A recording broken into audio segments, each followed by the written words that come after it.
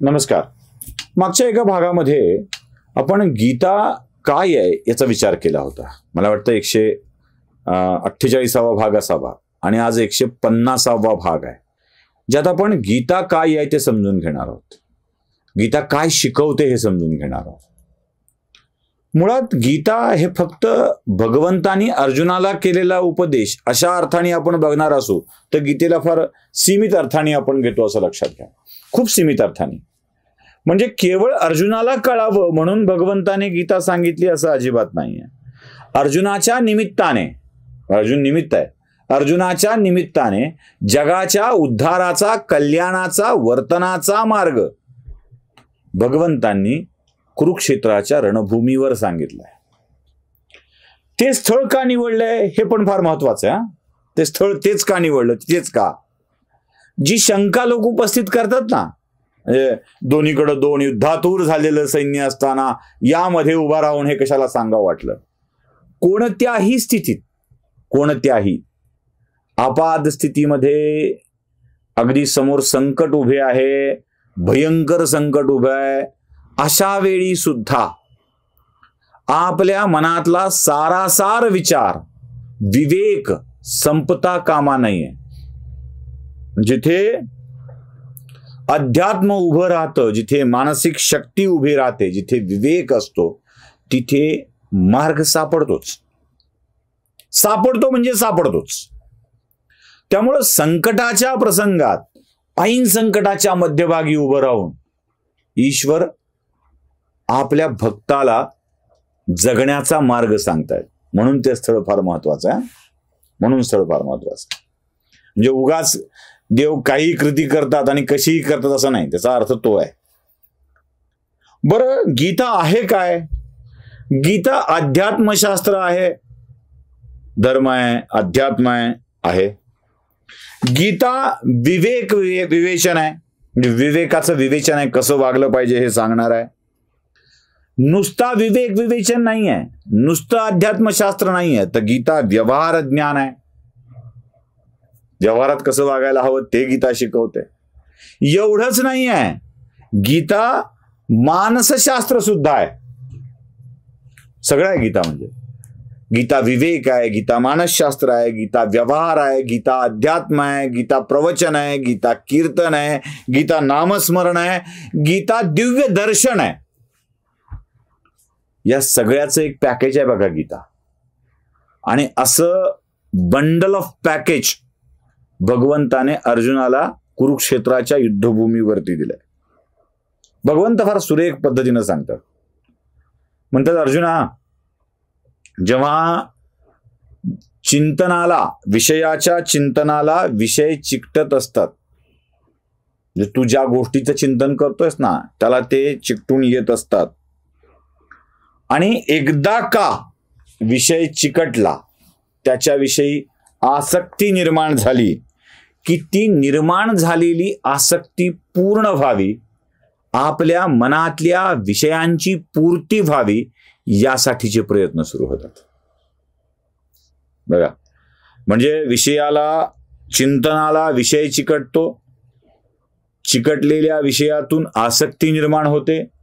एकदा का आसक्ती निर्माण झाली की त्याच्या पूर्ततेचा विचार मनात येऊ लागतो, आणि आपल्या आसक्तीची पूर्ती नाही झाली की मग राग येऊ लागतो.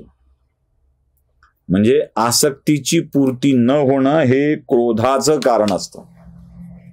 एकदा का तुमच्या मनात क्रोध उत्पन्न झाला, का होत नाही, का होत नाही, का होत नाही असा विचार आला, कसं होत नाही, झालंच पाहिजे, नाही झालं तर बघतो, आपलं होत नाही म्हणजे काय, आलं ना? कसं काय नाही साहेब, आज जायला प्रवेश नाहीये, माझ्या मनात विषय आलाय, मला तमाशा बघायला जायचंय, विषयाची आसक्ती झाली, बघायचाच आहे. आत गेल्याबरोबर ते गच्च भरलंय म्हणून तिथल्या माणसांनी थांबवलं. तो म्हणाला आत जाता येत नाही. अरे जाऊ दे ना बाबा, मला बघायचं आहे, मी लांबून आलोय, मला जाऊ दे, मी म्हणतोय. तो म्हणतो नाही, गच्च भरलाय, तुम्हाला प्रवेश नाही देऊ शकत. हा, मला प्रवेश देत नाही म्हणजे काय? मला प्रवेश नाही. आता क्रोध, क्रोध उत्पन्न होतोय. तुला माहित आहे मी कोण आहे ते? तो म्हणतो साहेब कुणी असा, पण मध्ये प्रवेश नाही. आता आसक्ती पूर्तीचा आनंद आहे, घ्यायचा आहे, पण तो पूर्ण होत नाही आहे. जागा क्रोधाने घेतली आहे आणि एकदा का जागा क्रोधाने घेतली की आतल्या नृत्यांगनेच्या नृत्याच्या मोहात पडून आपण काय वागायला हवं याच्या स्मृतीचा भ्रंश होऊन जातो आणि मग त्या माणसाची भांडण सुरू होतं, भांडायला लागतो, मारामारीवर प्रकरण येतं आणि तमाशात न जाताच इज्जत जाते. आज जाण्यासाठी भांडण केलं, आज जाण्यासाठी भांडण केलं, न जाण्यासाठी होतं. तसं क्रोधामुळे मोहित झालेला व्यक्ती, क्रोधाला मोहित झालेला व्यक्ती आपल्या स्मृतीचा भ्रंश करून बसतो. एकदा स्मृतीभ्रंश झाली की बुद्धीचा विनाश होतो आणि बुद्धीचा विनाश झाला की सर्वनाश ओढवलेला असतो. बुद्धी जाग्यावर नसेल तर सर्वनाश ठरलेला आहे हे लक्षात घ्या. आणि भगवंत अर्जुनाला हेच सांगतायत. 2 उदाहरणं तर घरची आहेत, दुसरी कुठली नाहीत. अर्जुनाच्या घरची 2 उदाहरणं आहेत. एक युधिष्ठिर, युधिष्ठिराला भलतं प्रेम, खेळायचं, द्यूत क्रीडा करायचं, भलतं प्रेम. आता या विषयाला लिप्त झालाय, त्याची आसक्ती वाढली आहे आणि द्यूत क्रीडा करताना जिंकायचं आहे, त्या आनंदाची पूर्ती करून घ्यायची आहे. मग ती पूर्ती होत नाही म्हणून क्रोध येतोय, मी हरतोय कसा हे वाटतंय. त्या क्रोधातून तो इतका मोहित झालाय त्या द्यूत क्रीडेवरती की त्याच्या स्मृतीचा भ्रंश झालाय. आपण धर्मपुत्र आहोत, धर्मराजपुत्र आहोत, धर्मराज आहोत याचा विसर पडलाय. बुद्धीचा विनाश झालाय. बुद्धीचा विनाश झाल्यावर सर्वनाशाकडे जाऊ लागला आणि झाला. भाऊ पणाला लावले, राज्य पणाला लावलं, बायको पणाला लावली, बायकोच्या वस्त्राला हात घातल्या गेला, सगळं झालं ना. जेव्हा विषयाच्या आसक्तीला आपण चिकटून राहू तेव्हा सर्वनाश ओढावलेला असतो. या विषयाच्या आसक्ती, विषयाचं चिंतन, ते चिकटलेले विषय तुमचा सर्वनाश ओढून घेतात.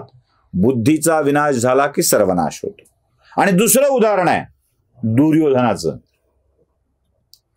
पांडवांना बाहेर पाठवून राज्य आपलं करून घ्यायचं आहे हा दुर्योधनाच्या मनातला विषय. त्याला तो घट्ट चिकटलाय.